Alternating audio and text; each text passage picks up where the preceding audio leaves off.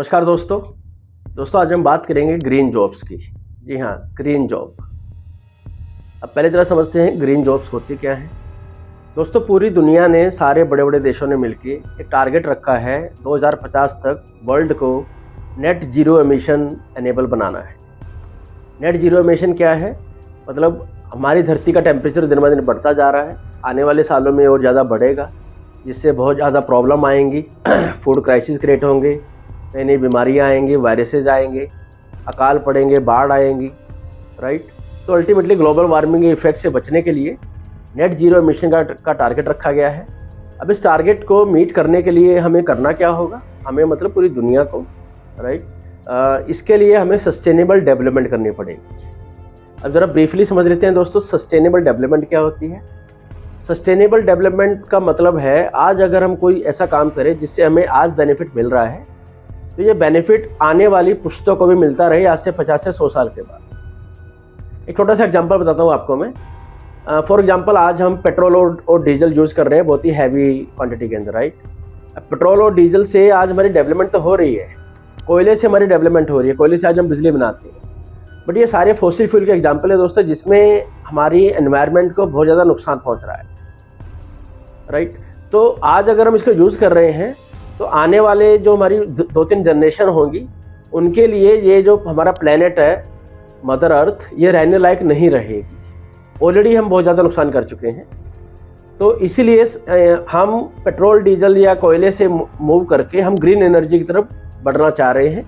तो एक एग्जांपल है ग्रीन एनर्जी। इससे हम बेनिफिट भी ले पाएंगे एनर्जी का, जो कि पेट्रोल और डीजल से मिल रहा है, साथ में इससे वातावरण भी बचा रहेगा, और जो हमारी आने वाली जो जनरेशन्स हैं, पुश्ते हैं, उनको भी नुकसान नहीं होगा, उनको भी एक अच्छा लिवेबल प्लेनेट हम हैंड ओवर कर पाएंगे। ये एक एग्जांपल है सस्टेनेबल डेवलपमेंट का। अब सवाल उठता है कि सस्टेनेबल डेवलपमेंट को हम ग्रीन जॉब से कैसे जोड़ते हैं, जो कि हमारा मेन मुद्दा आज है। दोस्तों, सस्टेनेबल डेवलपमेंट को करेगा कौन, ये समझने की जरूरत है कि सस्टेनेबल डेवलपमेंट हवा में तो नहीं हो जाएगी।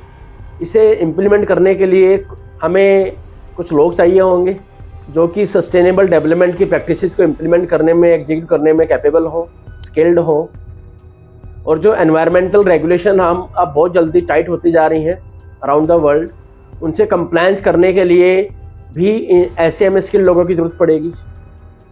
तो इसलिए ग्रीन जॉब्स मतलब ऐसे लोग जो सस्टेनेबल डेवलपमेंट को इम्प्लीमेंट कर सकें, उन प्रैक्टिसेस को, राइट, और एनवायरमेंटल लॉज को फॉलो कर सके, कंप्लाई कर सकें कंपनी को।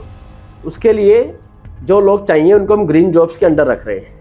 तो दोस्तों, मैं ये बिल्कुल बेधड़क होकर बोल सकता हूँ, आज के टाइम में आईटी, बीटेक, एमबीए, ये सब बहुत पासे होने वाले हैं।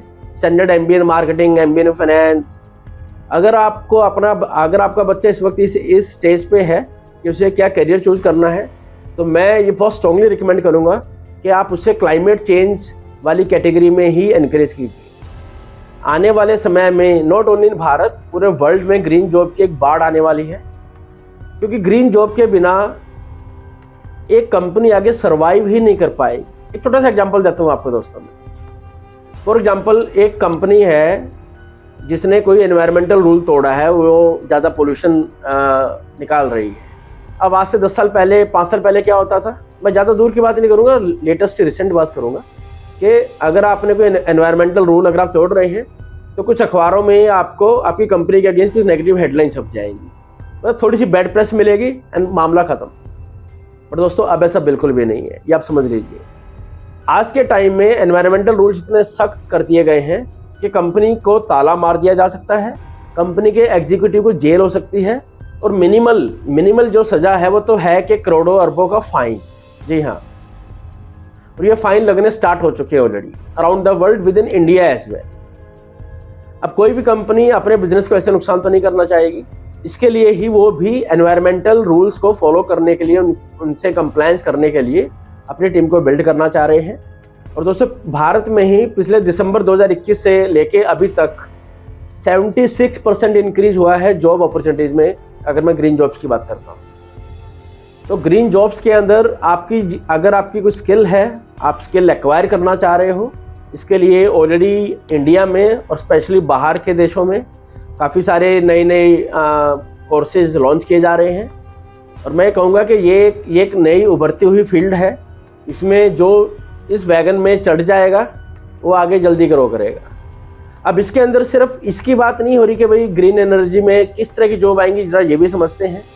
फॉर एग्जांपल भारत में भी सोलर और विंड मिल पे बहुत ज़्यादा काम किया जा रहा है। मैंने कुछ हफ्ते पहले मैंने एक वीडियो बनाया था। भारत कच्छ गुजरात में वर्ल्ड का सबसे बड़ा सोलर और विंड मिल पार्क बना रहे हैं, ऊर्जा का एनर्जी पार्क बना रहे हैं, राइट। उसके अराउंड कई सारी फैक्ट्रियाँ लग रही हैं, छोटी और बड़ी फैक्ट्रियाँ, इकोसिस्टम को कॉम्प्लीमेंट करने के लिए। अब इन सब में जो लोग काम करेंगे, राइट, वो इसी क्लाइमेट या ग्रीन जॉब की कैटेगरी में से ही लोग आएंगे। तो इंडिया में भी जॉब की अपॉर्चुनिटी बढ़ती जा रही हैं। बाहर तो ऑलरेडी बहुत ज़्यादा डिमांड बढ़ी और लोग नहीं मिल रहे हैं। सच बात यह है कि इसमें लोग नहीं मिल रहे हैं, तो अभी कंपनियां कैसे काम चला रही हैं कि एक पीएचडी उठा लिया एक स्पेसिफिक फील्ड के अंदर, एक रिसर्च का बंदा उठा लिया जो रिसर्च करेगा उस फील्ड के अंदर, उन दोनों की नॉलेज को मिला के धीरे धीरे एडजस्ट कर रहे हैं कि किसी तरह से कंप्लायंस को मीट कर सके। बट सोचो अगर उनको एक स्पेशलाइज पर्सन मिल जाए या टीम मिल जाए जो कि सस्टेनेबल प्रैक्टिस को एग्जीक्यूट भी करे, एनवायरमेंटल लॉज को भी मीट करे और अपनी पूरी कंपनी को ही टोटल कार्बन फ्री बना के प्रेजेंट करे, तो ये अपने में बहुत बड़ा चेंज आ रहा है कंपनीज के अंदर। अभी बहुत सारी बिल्डिंगें इंडिया में भी ऐसी बन रही हैं जो कि कार्बन फ्री हैं, मतलब उसमें जो मटेरियल लगाया गया है वो कहीं से भी कार्बन को एमिट नहीं करेगा, कार्बन को नहीं छोड़ेगा, जो कि वातावरण को नुकसान पहुंचाते हैं। तो दोस्तों एक सबसे हॉट डेजिग्नेशन इसमें जो निकल के आ रहा है वो है ESG analyst. ESG means environmental, social and governance analyst. ये एक ऐसा डेजिग्नेशन है, एक ऐसा पर्सन होगा, प्रोफेशनल होगा, जो आपकी कंपनी को एनवायरमेंटल, सोशल और गवर्नेंस मॉडल के ऊपर एनालाइज करेगा आपकी परफॉर्मेंस को, और उसके बाद आपको हेल्प करेगा कि कैसी टेक्नोलॉजी में इन्वेस्ट किया जाए, किस तरह का इंफ्रास्ट्रक्चर बिल्ड किया जाए, किस तरह के लोगों को हायर किया जाए। ये आपकी कंपनी के हर पहलू को इफेक्ट करेगा। तो ESG एनालिस्ट की अभी डिमांड तो बहुत ज़्यादा है, राइट, बट इसमें अभी जैसे मैंने बताया कि टैलेंट की बहुत ज़्यादा शॉर्टेज है। एक ऐसा आदमी जिसके पास 5 से 10 साल का एक्सपीरियंस हो वो तो मिलना इम्पॉसिबल ही है, बिकॉज फील्ड ही बिल्कुल नहीं है ये। अब ESG एनालिस्ट में क्या खूबियाँ होंगी? तो ESG एनालिस्ट क्या करेगा, ये आपकी कंपनी को मतलब फाइनेंशियल एस्पेक्ट से, एनवायरमेंटल रेगुलेशन, आपके प्रोजेक्ट इम्प्लीमेंटेशन, आपके मैन्युफैक्चरिंग प्रोसेस, इन सबको ओवरसी करेगा और इन्वेस्टमेंट डिसीजन को अफेक्ट करेगा। फॉर एग्जांपल अगर एक कंपनी है जो कि टायर मैन्युफैक्चर करती है, तो उनको एक ऐसा आदमी चाहिए होगा जो कि मैन्युफैक्चरिंग प्रोसेस को समझे, टायर कैसे मैन्युफैक्चर किया जाता है, उसको कैसे पैकेज किया जाता है, उसको कैसे प्राइस किया जाता है, उसको कैसे सोर्स किया जाता है, उसके बाद उसके financial aspect, tyre manufacturing process के दौरान जो उसके कार्बन एमिशन होते हैं, एनवायरमेंटल इफेक्ट होते हैं, उनको समझे, राइट, और सोशल और गवर्नेंस मॉडल पे उसके क्या इफेक्ट होंगे उनको भी समझे, और फिर वो डिसाइड करे कि मैन्युफैक्चरिंग प्रोसेस को कैसे ट्वीक करना है। तो दोस्तों इसमें आपको सिर्फ एनवायरमेंटल अंडरस्टैंडिंग की ज़रूरत नहीं है, आपको कोर बिजनेस की अंडरस्टैंडिंग होना भी ज़रूरी होने वाला है। फॉर एग्जांपल जैसे आजकल हम EV की बात कर रहे हैं, इलेक्ट्रिकल व्हीकल बहुत ज़्यादा पॉपुलर होते जा रहे हैं इंडिया में भी और बाहर कंट्री में भी। तो इलेक्ट्रिकल व्हीकल में भी मैन्युफैक्चरिंग होती है, राइट, डिज़ाइन, इम्प्लीमेंटेशन, असेंबलिंग, बहुत सारी अलग अलग उसकी एक फैक्ट्री की प्रोसेसेस हैं, डिपार्टमेंट्स हैं, जहाँ पे ESG का अलग अलग रोल आएगा। एक ESG environmental social governance analyst manufacturing के लिए अलग होगा, डिज़ाइन के लिए अलग होगा, इम्प्लीमेंटेशन के लिए अलग होगा, राइट। तो अल्टीमेटली ये सारी डिमांड बढ़ती जा रही है। मैं ये चाहूँगा कि आने वाले समय में अगर आप अपने बच्चे को अभी से, अगर आपका बच्चा 10th 12th में है, उसको बोलिए कि इस बारे में रिसर्च करे, और अगर कहीं कोई अच्छा कोर्स मिलता है, एक दो कोर्स मैं जानता हूँ बट वो इंडिया में नहीं है, बाहर है। अभी IIM अहमदाबाद, IIM बॉम्बे, ये सब भी लॉन्च करने जा रहे हैं अच्छे वाले कोर्सेज। एटलीस्ट जिनके पास इनिशियल लीड होगी वे ग्रीन जॉब्स में उनको एक किक स्टार्ट मिलेगा ही मिलेगा। दोस्तों आप मेरे इस वीडियो से कितना सहमत है या असहमत है, प्लीज़ वीडियो कमेंट सेक्शन में बताना मत भूलिएगा। और अगर आपको वीडियो पसंद आया है तो प्लीज़ वीडियो को लाइक कीजिए, चैनल को सब्सक्राइब कीजिए, और मिलते हैं जल्दी अगले वीडियो में। जय हिंद।